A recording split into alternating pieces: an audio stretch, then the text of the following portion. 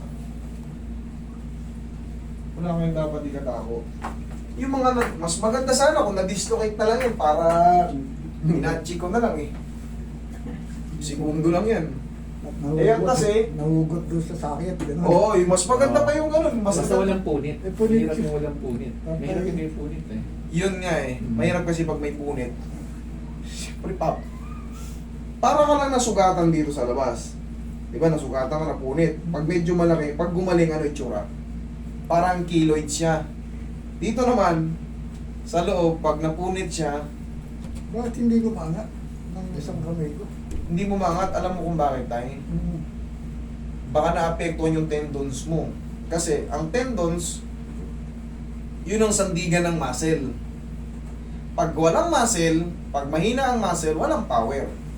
Yun ang katotohanan. Kaya kinukonsider ko rin yung mga hyperextend, yung mga napunit na ano. Pero hindi tayo makakapag-decide kagad doon. MRI. Wala ba? MRI medyo may pricing nga lang. Pero gusto nating malaman eh. Pero wait muna tayo. Anuhin ko muna. Subukan ko muna. Baka kaya ko eh. Okay? Kaya mo yan. Relax na nga. Mula na ba? Wala na. Huwag mo labanan. Hindi. Yeah. Sige. Hindi, wala naman. Hindi naman katulad yung nilolo. Yan. Ganyan. May memo kayo. Sige, dinan mo yung siko mo. Papunta sa akin. Dinan mo yung siko mo. Thank you. Ito yung sinasabi kong papilipit. Di ba napaganon siya? Nakapag ganito. Ito naman paharap. Iwanan nga eh. Paharap. O, yan. O, relax.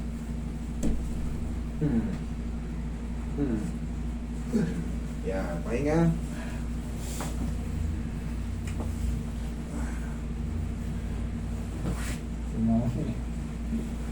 Hindi yung kala nyo babali yung pilipit. Hindi, pag ganun, no, aangatin ko lang. Nakarinig lang pilipit eh.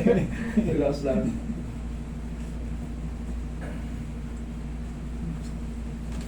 Tuloy pahinga.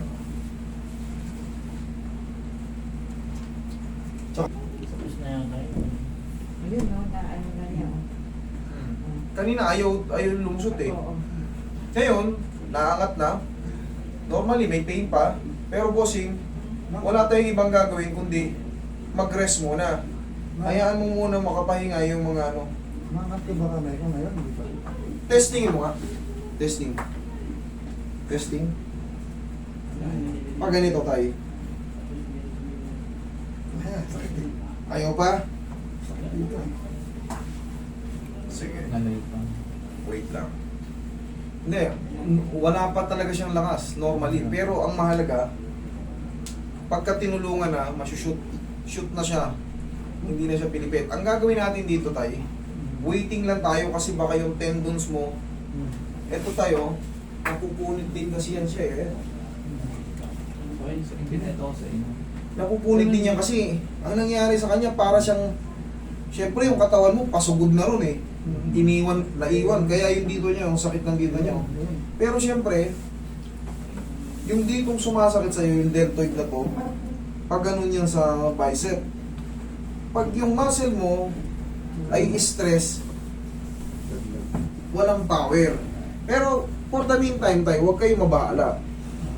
Hanggat walang MRI, or bago pa kasi 1 linggo pa lang eh, pag lumipas ang 2 linggo, pag lumipas pa ang 2 linggo at hindi nyo pa rin maangat, mag-decide na kayo na ano.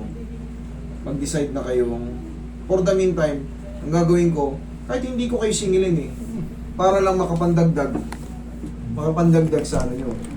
O kahit ipa-x-ray nyo, or, kasi malaking tulong din yun kung hindi ko kayo sisingilin para makapagpa-hospital kayo.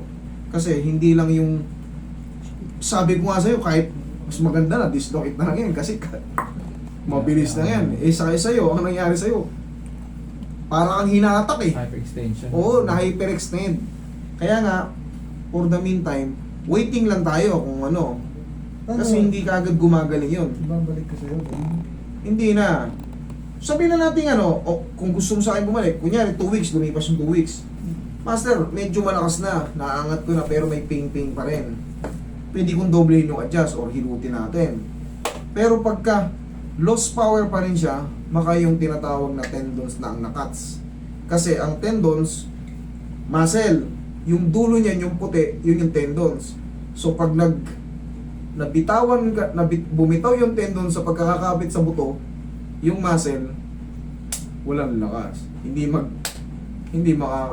siya makakapwersa. For the meantime, waiting. Okay, tay? Hindi ko kayo sisingilin para kahit paano, yun ang maaring ibili nyo rin ng vitamins yun sa mga ugat para baka mamaya na-stress lang. Yan, kinukonsider ko pang normal yan eh. Kasi 1 week pa lang. Tsaka, ang may edad, tandaan nyo, mas mabagal ang metabolismo nyo, mas mabagal din mag-heal yung mga nadadamage na tissue. So for the meantime, mag-take kayo ng vitamins. Sa tingin ko naman, shoot na yun. Kahit disloid, naayos natin yan. Kinapa ko naman ng maayos yan. Okay naman. Okay naman yan. Yung kabila. Kabila ako. Okay. Dito sa scapula niya may problem to, sir. Hindi siya matagal na panahon to. Oo. May problema yung scapula niya. Hawakan mo. 4 years. Hindi ko na pwedeng galawin to. Ayan o, hindi normal yung scapula niya. Pag binago ko yung position niyan, Oo nga, no? oh, di ba? Sa akin kasi isang kapa ako lang. Etong taso, Oo nga. hindi yan normal. Pagka pinakialaman ko yan, baka mamaya Parang hindi ko na pinalik. Kasi hindi ko pinahilot to eh. may na-hyperextend din dyan na mga Pagbato ko ng napigil sa likod.